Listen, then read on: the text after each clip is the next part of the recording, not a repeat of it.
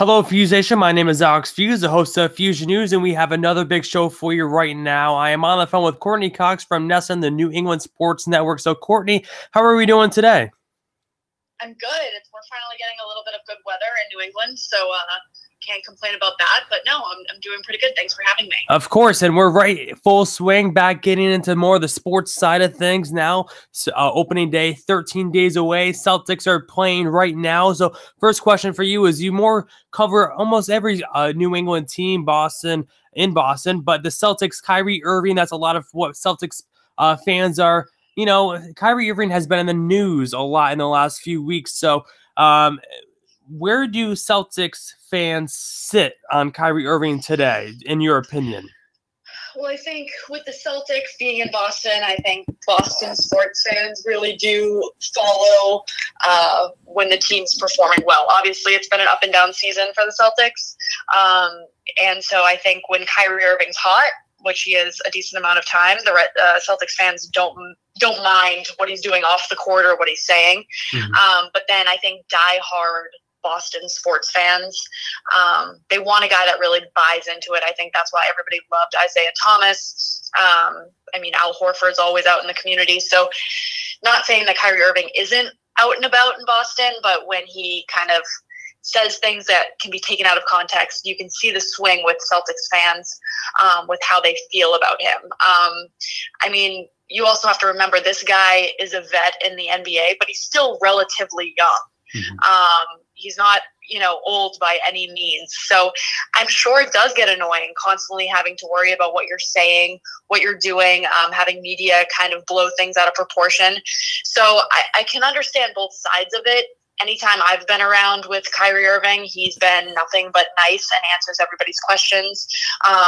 He never makes you wait long in the locker room. I think as media members, that's always a very annoying thing. Sometimes big stars on a team will be the last person that you get after a game, and they'll take their time. They'll take a very long time. Luckily in Boston, we don't really have those athletes, or as at least in my experience, he's usually pretty punctual and, mm-hmm. Gives his time pretty nicely. He doesn't cut anybody off. He doesn't cut things short. So, he's human. People forget that these athletes are human. They have good days and bad days. So, for media wise, I understand it, but I think as a fan, people do get, annoyed or mad when somebody seems to disrespect a city like Boston. And that's what some Celtics fans feel. I don't think he's disrespecting at all. I think when you look at the majority of his media coverage and the things that he's said since his time becoming a Celtic, he's bought into the culture. I think Danny Ainge and him have a pretty good relationship, and he wants to win, so we shall see what his future holds, but Celtics fans definitely go back and forth on the guy. Well, we see the same thing in the other sport, in MLB with David Price. It's almost, they're too similar, but again, David Price, I would say that Kyrie Irving is the opposite in some aspects as well, but almost similar where sometimes they are polarizing, but when they perform so successfully, like David Price in the playoffs last year for the Red Sox, now you don't hear that whole narrative anymore. It's almost like the christening moment in the Boston sports media and in the fans as well. But to get back to the Celtics, you talked about the up and down season. What has been one of the biggest challenges for the Celtics team so far this season in your eyes? I just have found that in the past, they've always been kind of an underdog going into the season, and they always shock people. And it's because they've been talented, but they haven't had that extreme star power that I think, Kyrie Irving, Gordon Hayward brought to the table. And so they all worked hard to prove people wrong. Now this season they're coming in, everyone's talking about them. The expectations are so high with the team. And I think Brad Stevens is a magician. I think he figures things out when he needs to. And so I don't really have many worries when it comes to this team. I just don't think that they've gelled as well as we've seen in the past. I think there are a bunch of guys that do really want to win. And when you have, really young guys like Jason Tatum, and then the more vet guys that are still young, like I said, Kyrie Irving, I think that they are all working towards a goal. They're just figuring out how they're going to get there. If you know me, you know I'm a massive Terry Rozier fan. I've been a Terry Rozier fan since his time at Louisville. And I see the star power in him. And I have kind of since he became a Celtic. So watching him go off in the playoffs last year, I kind of expect to see another kind of surge like that this playoffs. I really don't think we need to worry that much until we're down to the final games. I also think they're performing well when Gordon Hayward's performing well, and you go from an injury like he did, getting back into things. It's one thing to be physically back. It's another thing to be mentally back. And I think people forget that when the doctors say, yeah, he's good to go, his ankle is great, blah, blah, blah. It's also a mental injury. You go through something like that, it's going to take a while to get back into your own groove. So I think he's been working through the kinks there all season. And it will be interesting to see them. I mean, I think that they usually surprise people in the playoffs. Now it won't be that surprising this year because it has been such a storyline. The Celtics are going to be unstoppable this year. Obviously, that wasn't the case. But I think once we get to the playoffs, things will turn around. You talk about the playoffs. So if you had the crystal ball, right, if you had the ability to see the future, as some fans think that reporters can, do you feel like the Celtics do have the it factor to win it all this year and for the NBA Finals? I think they definitely have the it factor. I mean, they've got the star power. They've got the it factor. It's how they are going to figure out everyone's role. I think we probably have one of the best leaders in any NBA team in a guy like Al Horford. And you look at him in the locker room, you listen to him in media scrums, you listen to him in press conferences. He is so thoughtful and he's smart. He's a smart guy. And I don't mean just, you listen to Kyrie Irving and he can dissect a play and remember exactly what happened over and over again, hours, days after a game has happened. Al Horford is the type of guy that if I was playing on a Celtics team and he was on it with me, he would be a guy I would go to for advice. He would be a guy I would want to play for. And I don't mean that as him being a coach. I mean, I would want to impress him as a teammate.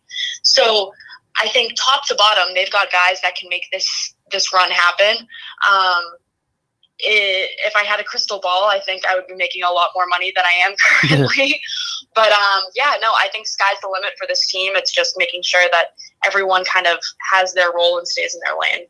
Well, Courtney, we'll switch gears now and go into your career. It's going on 3 years for NESN, and you've done many things with them, and you also intern with them as well. So if someone came up to you, if they were trying to get into this career of sports broadcasting per se, and they asked you the importance of an internship, what would you say to them? Oh, I would say it's the most important. I went to Boston College, which a great school. I can't say enough great things about the school.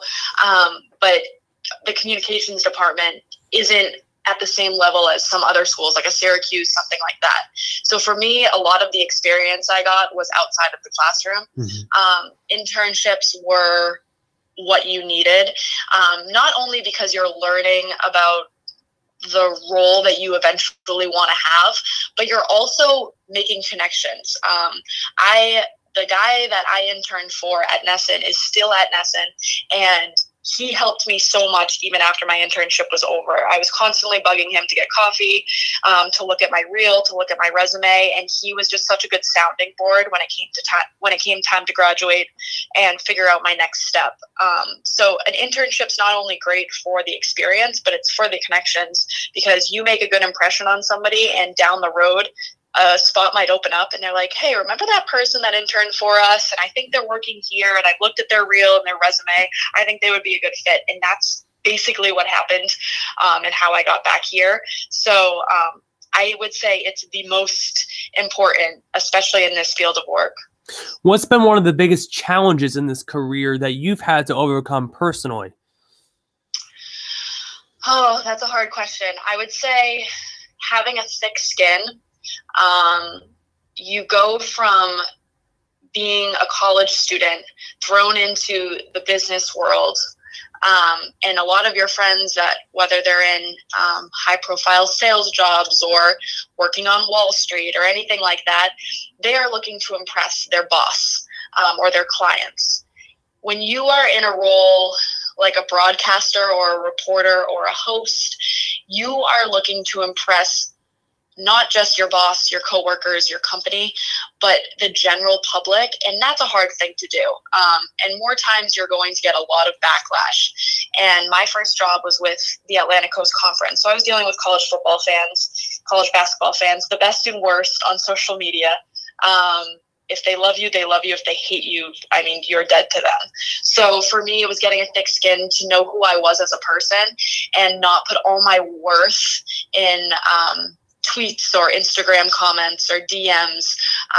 So yeah, I would say that's the hardest part with the job, because it's constantly being scrutinized, and you could get 10 really nice messages and one that will really throw you off. But I know who I am and I enjoy what I do. And so you always have to remember bigger picture and not just these people online that are there to tear you down. Mm-hmm. Well, Courtney, the last question I have for you, I know we talked a little bit about, before we went on the air, about your love for baseball and a baseball fan throughout your childhood and even now. And this is my favorite question. I almost ask everyone this, if I know they're a baseball fan, a baseball player, reporter, announcer, whatever. If a 15-year-old kid came up to you and told you that they don't get baseball and it's boring, what would you say to them? I would say go watch David Ortiz's entire career and then get back to me. He was what really drew me into the sport when I was younger. I mean, my dad was the one he's a diehard Red Sox fan, always has been. And so he was the one who brought me to my first game, everything like that. But it's something about David Ortiz that he impresses on the field, but also off. And he, like I said earlier about Kyrie Irving and buying into the Boston mentality and the culture here, kind of, David Ortiz was completely bought in. And I think that really came to a head during the marathon bombings. And his speech after, I mean, I was a junior in college at the time, and being in the Boston area and that speech happening, I mean, I get choked up right now. I get chills thinking about it. He's incredible. And if somebody's going to say that baseball is boring and then go watch such a character like him, such a force like him play the game, you can't say it's boring. And watch the last World Series run, I guess, because there were some less than boring games throughout that. I mean, I'm also biased as a Red Sox fan, but those would be my two things. I also he was one of my first interviews at NESN, and it was probably the most nervous I've ever been giving an interview. And he couldn't have been more humble, nicer.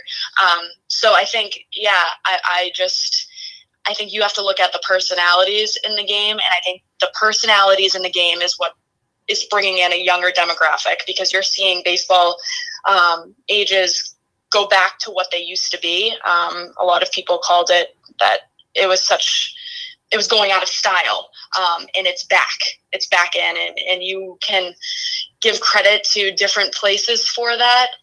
But overall, it's because every young person right now is on social media, on Instagram, on Facebook, on Twitter, on Snapchat. And now that these players are showing their personalities, and we've always seen that in the NBA, and we've seen that more so in the NFL, now that the MLB is tapping into that, that's why we're seeing the numbers rise. And I think David Ortiz is a great example of that, because people loved him and then started loving the game. Well, Courtney, I couldn't have said it any better than what you just wrapped that up into. And I agree, baseball is a great sport as well. And to kind of just keep it the way it is and just kind of buy into the whole the pastime of it as well. But Courtney, I want to say thanks so much for taking the time to come on my show today. And where can the Fuse Nation follow you on Twitter to follow along with you throughout the NBA rest of the season, and then throughout Game of Thrones coming back, and then maybe some more Red Sox as well? So where can they follow you on Twitter? Oh, thank you so much. I'm at Cox Courtney on Twitter and Coco Cox on Instagram. I'm a new Game of Thrones fan. I just binged all 7 seasons, so I'm excited for April 14th. Definitely. Thanks again, Courtney, for coming on. I greatly appreciate it. Thank you. All right, Feuzion, you just heard it from the Courtney Cox from NESN Sports Network down there in Boston.